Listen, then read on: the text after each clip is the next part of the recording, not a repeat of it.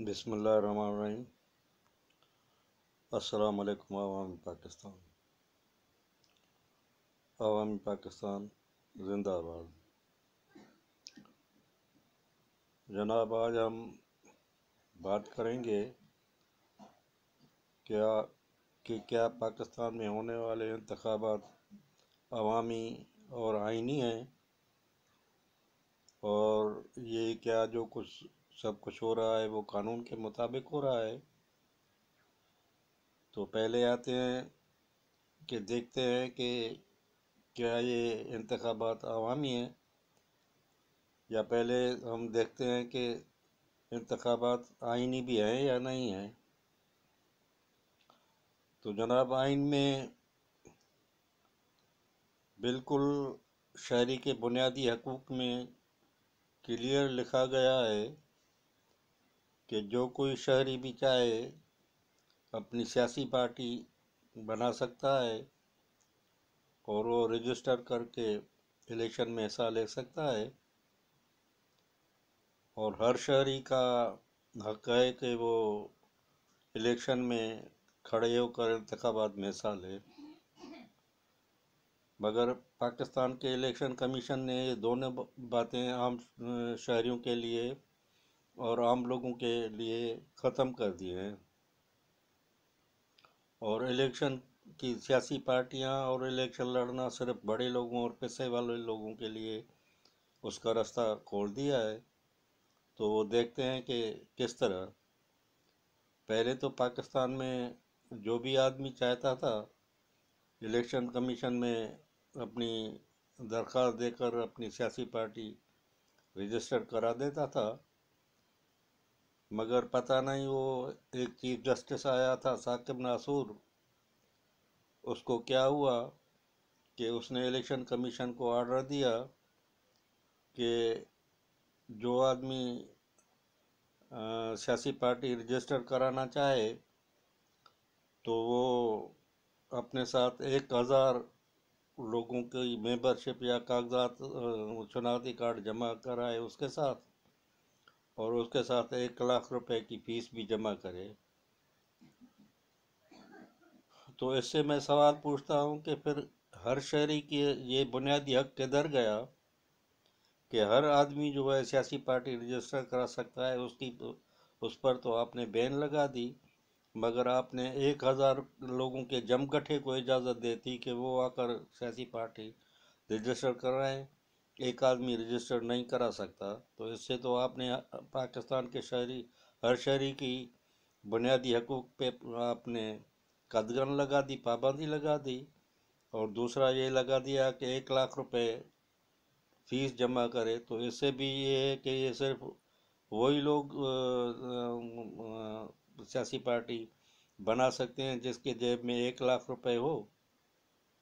ورنہ جو عام شہری ہے وہ قابل بھی ہے، لائق بھی ہے، اس کے ذہن میں قوم اور ملک کے لیے کوئی بڑا پروگرام ہے، وہ سیاسی پارٹی نہیں بنا سکتا کیونکہ اس کے پاس 1,00,000 روپے نہیں ہے۔ تو یہ پابندی اور یہ قانون صریحاً آئین میں دیے گئے بنیادی حقوق کے خلاف ہے۔ تو پہلے تو یہ پابندی اور یہ قانون ختم کیا جائے۔ سپریم کورٹ پتہ نہیں یہ کیوں نہیں نوٹس لیتی کہ بھائی آپ نے لوگوں کے بنیادی حق پر کیوں پابندی لگا دی ہے کہ ایک آدمی سیاسی پارٹی رجسٹر نہیں کرا سکتا، اور صرف 1,000 لوگ جمگھٹا کر کے رجسٹر کر سکتے ہیں سیاسی پارٹی۔ تو یہ تو صریحاً ایک شہری کے بنیادی حق پر آپ نے ڈاکہ ڈال دیا ہے، اور 1,00,000 روپیہ کا بھی لگا کر آپ نے یہ بتا دیا ہے کہ یہاں صرف سرمایہ دار یا پیسے والا لوگ ہی سیاسی پارٹی بنا کر عوام میں جا سکتا ہے، اور وہ ایک قابل اور لائق آدمی نہیں جا سکتا۔ اور دوسری طرف آتے ہیں تو الیکشن لڑنے کے لیے پہلے تو معمولی فیس ہوتی تھی، 500 اور 1,000 روپے ہوتی تھی قومی اور صوبائی کے لیے، اور اس کے بعد بڑھا کر 5,000 اور 10,000 کر دی گئی تھی۔ تو اب تو 20,000 صوبائی کے اور 50,000 قومی اسمبلی کے لیے۔ تو اس سے بھی صاف ظاہر ہوتا ہے کہ جس غریب کی آدمی کے جیب میں 20,000 یا 50,000 نہ ہو، اس کا جو الیکشن لڑنے کا بنیادی حق جو ہے وہ ختم ہے۔ تو یہ کیا مذاق بنایا ہوا ہے، پتہ نہیں اس ملک میں کون سے، یہ میں تو اس کو کہوں گا کہ یہ بدمعاش افسر یا بدمعاش لوگ بیٹھے ہوئے ہیں، جن کو کوئی قانون اور آئین کی پاسدار نہیں مگر اپنی منمانیاں چلانی ہوتی ہے۔ تو یہ تو عام عوام اور غریب عوام کے حقوق پر ڈاکہ ڈالا گیا ہے، اور یہ سب سے بڑی بدمعاشی ہے۔ اب آتے ہیں کہ عام انتخابات یہ عوام کے لیے ہیں، تو میں تو کہوں گا کہ یہ عام انتخابات عوام کے لیے نہیں ہیں، یہ صرف بڑے لوگوں کے لیے ہیں، کیونکہ یہ جو انتخابات کا طریقہ رکھا گیا ہے اس میں تو صرف پیسے والے لوگ ہی حصہ لے سکتے ہیں۔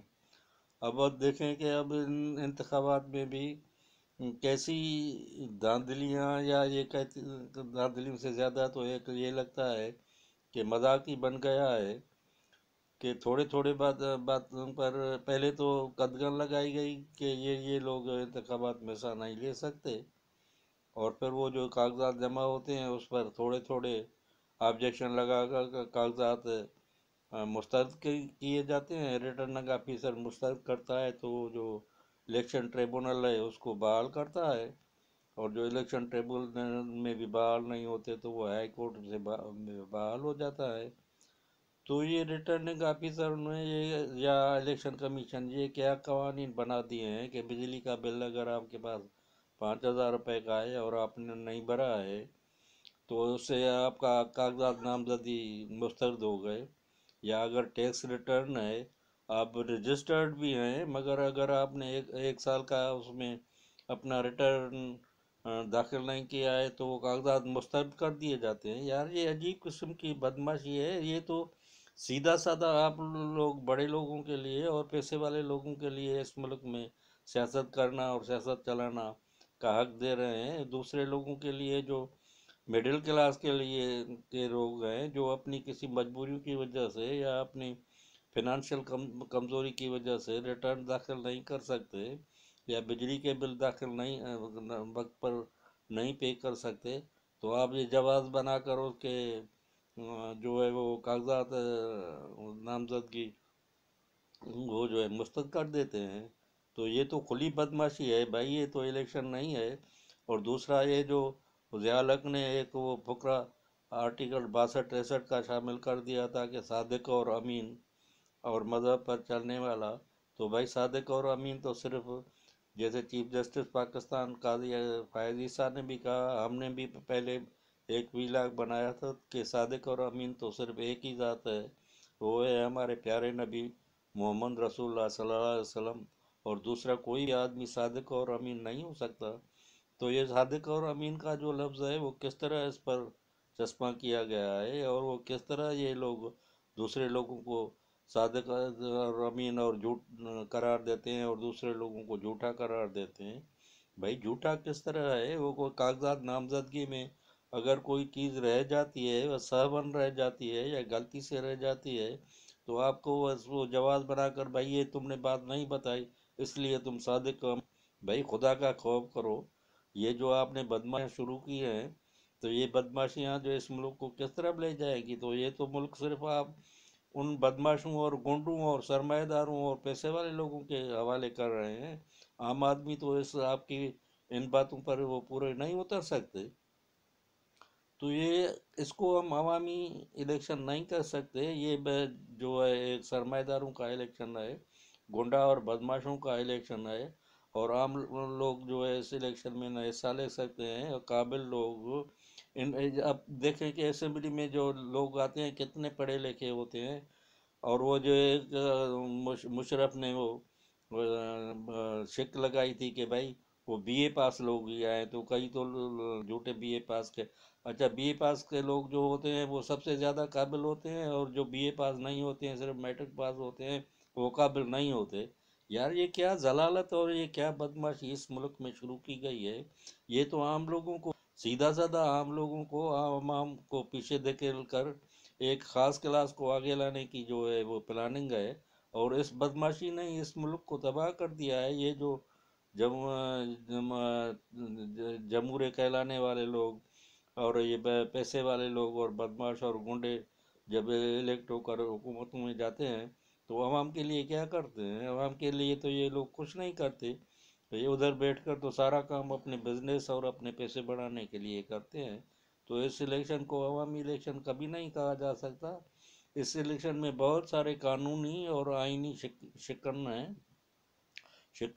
ये इलेक्शन और ये जो सियासी पार्टियों का जो है रजिस्ट्रेशन और ये जो निज़ाम है कागजात दाखिल करने का और कागजात रिजेक्ट करने का,